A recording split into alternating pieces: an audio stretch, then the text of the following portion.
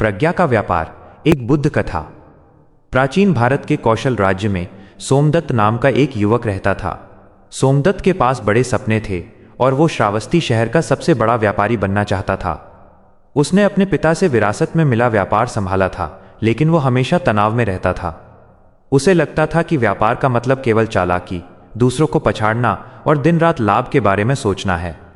लेकिन हकीकत इसके उलट थी। सोमदत्त का व्यापार घाटे में जा रहा था, उसके कर्मचारी उससे खुश नहीं थे और वो खुद मानसिक रूप से टूट चुका था। एक दिन उसने सुना कि महात्मा बुद्ध पास के जेतवन विहार में ठहरे हुए हैं। सोमदत्त ने सोचा, तारांकन लोग कहते हैं कि उनके पास हर समस्या का समाधान है। क्या वे मुझे व्यापार में सफल होने का मंत्र दे सकते हैं? अगली सुबह वो बुद्ध के पास पहुंचा। पहली भेंट, लक्ष्य और शांति का संतुलन। बुद्ध शांत भाव से बैठे थे। सोमदत्त ने प्रणाम किया और सीधे अपने मन की बात कही। तारांकन, हे बुद्ध, मैं एक व्यापारी हूं।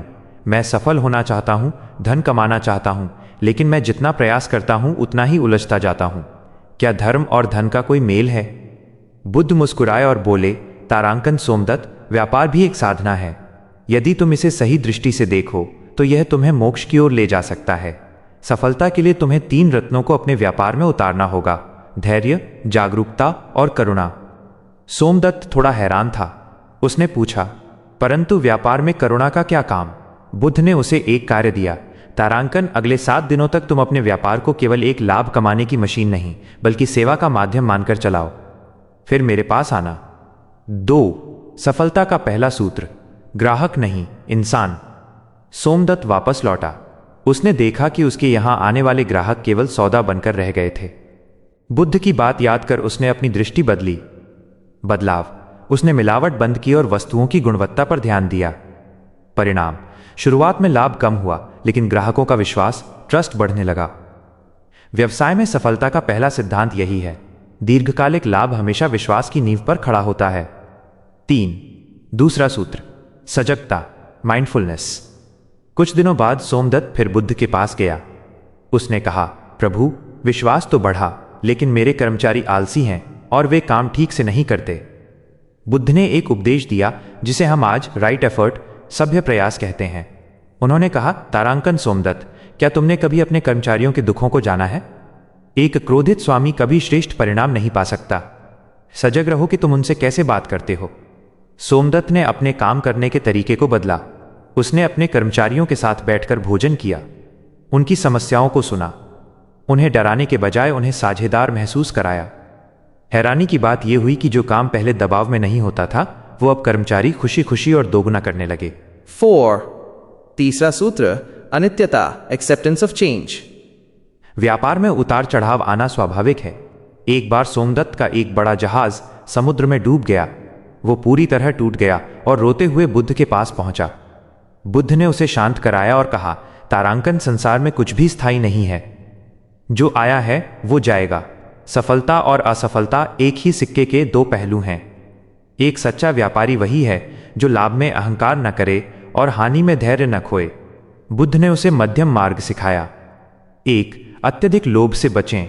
2. अत्यधिक चिंता से बचें। 3. अपने कौशल पर ध्यान दें, परिणाम पर नहीं।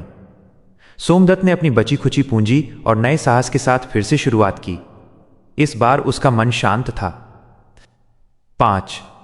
व्यापार में बुद्ध के सिद्धांतों का सार, the 3000 word core principles. Somdatt की इस कहानी के माध्यम से हम उन सिद्धांतों को समझ सकते हैं जो किसी भी आधुनिक व्यवसाय को ऊंचाइयों पर ले जा सकते हैं।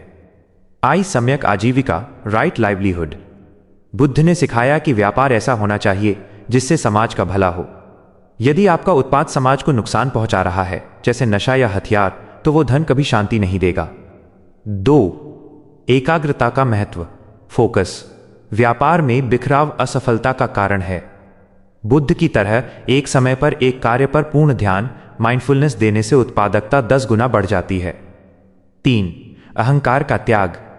जब एक बॉस मैं को त्याग कर हम की भावना लाता है तो संगठन एक परिवार बन जाता है।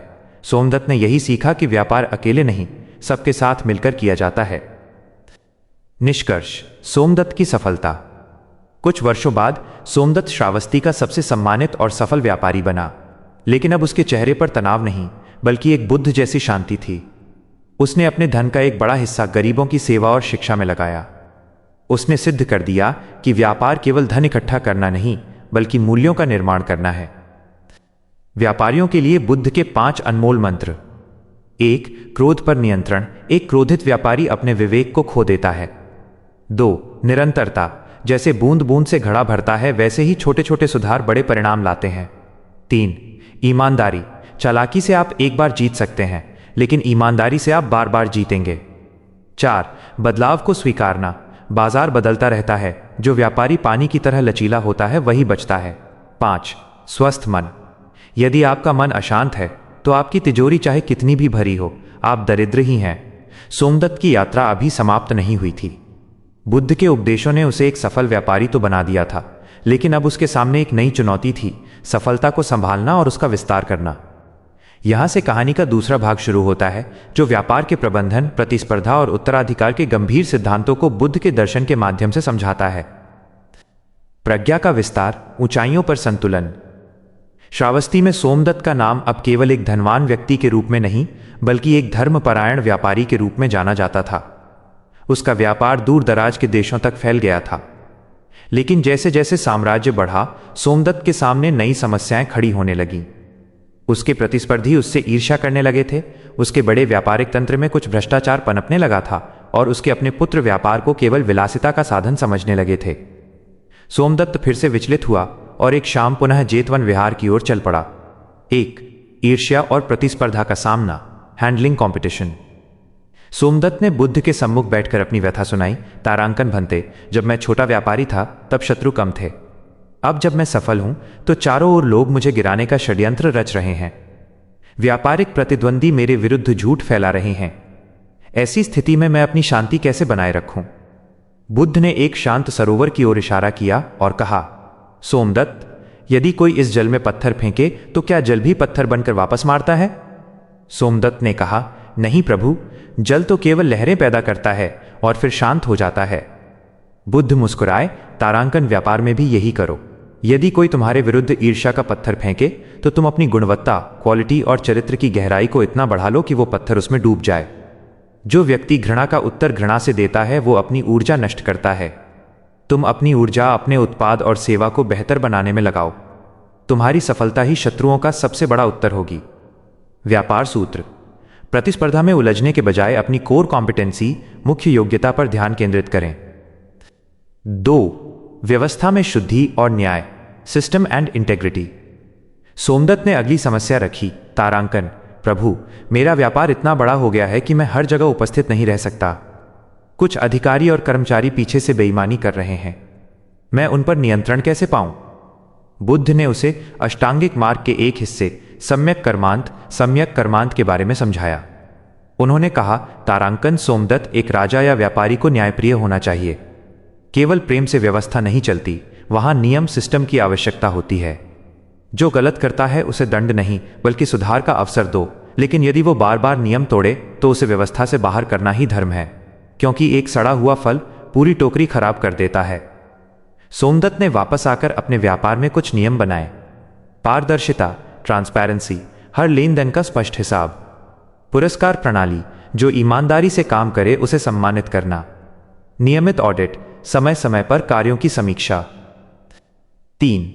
भावी पीढ़ी का निर्माण, सक्सेशन प्लानिंग। सोमदत्त का सबसे बड़ा दुख उसके पुत्र थे। वे धन के अहंकार में डूबे रहते थे। बुद्ध ने उन्हें शिक्षा देने के लिए अपने पास बुलाया। बुद्ध ने एक बीज हाथ में लिया और सोमदत्त के पुत्रों से पूछा, यदि इस बीज को पत्थर पर रख दिया जाए तो क्या यह वृक्ष बनेगा? पुत्रों ने कहा, नहीं, इसे उपजाऊ मिट्टी, पानी और सुरक्षा चाहिए। बुद्ध ने कहा, तारांकन, तुम्हारा यह व्यापार वो वृक्ष है जिसे तुम्हारे पिता ने पसीने और सिद्धांतों से सींचा है। यदि तुम केवल फल खाना चाहते हो और जड़ों को पानी देना भूल जाओगे तो यह वृक्ष सूख जाएगा। विरासत धन की नहीं, संस्कारों की होती है। सोमदत्त ने बुद्ध की सलाह पर अपने बेटों को सीधे ऊंचे पदों पर नहीं बैठाया। उसने उन्हें साधारण श्रमिकों की तरह व्यापार के निचले स्तर से काम शुरू करवाया ताकि वे श्रम का मूल्य समझ सकें। 4. अपरिग्रह और धन का पुनर्चक्रण, सोशल रिस्पॉन्सिबिलिटी। अंतिम शिक्षा में बुद्ध ने सोमदत्त को एक महान सत्य बताया। सोमदत्त, जैसे बादलों का जल समुद्र से आता है और वर्षा बनकर पुनः धरती को सींचता है, वैसे ही एक व्यापारी का धन समाज से आता है। यदि वो जल एक जगह रुक जाए तो सड़ जाता है। धन को भी बहते रहना चाहिए। सोमदत्त ने इसे अपना जीवन मंत्र बना लिया। उसने व्यापार के लाभ का एक निश्चित हिस्सा, आज के समय में जिसे हम CSR कहते हैं, अस्पतालों, कुओं और विद्यालयों के निर्माण में लगाया। उसने पाया कि जितना वो समाज को दे रहा था, समाज उससे उतना ही अधिक जुड़ रहा था। लोग उसके ब्रांड के प्रति वफादार हो गए, क्योंकि उन्हें पता था कि सोमदत्त की प्रगति में उनकी भी प्रगति है। उपसंहार, व्यापारिक निर्वाण। वर्षों बीत गए। सोमदत्त अब वृद्ध हो चला था। उसने अपना पूरा व्यापार अपने योग्य और अब विनम्र हो चुके पुत्रों को सौंप दिया। वो अब भी जेतवन जाता था, लेकिन मांगने नहीं, बल्कि धन्यवाद देने। उसने व्यापार की दुनिया को यह सिखाया कि बुद्धत्व और लाभ, प्रॉफिट एंड ज़ेन, एक साथ चल सकते हैं। उसने एक ऐसी संस्था खड़ी की जो केवल धन नहीं कमाती थी, बल्कि मूल्य, वैल्यूज पैदा करती थी। सोमदत्त की कहानी आज के हर उस उद्यमी, एंटरप्रेन्योर के लिए एक प्रकाश स्तंभ है जो सफलता की अंधी दौड़ में अपनी शांति खो रहा है। व्यापार के लिए 5 गहरे जीवन सूत्र, टेकअवेज। 1. कर्तव्य भाव, ड्यूटी।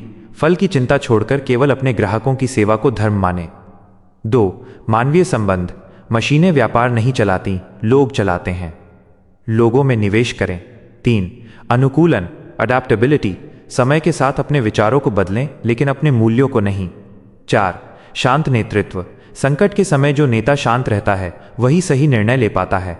5. विरासत। अपने पीछे केवल बैंक बैलेंस नहीं, बल्कि एक अच्छी कार्य संस्कृति छोड़कर जाएं।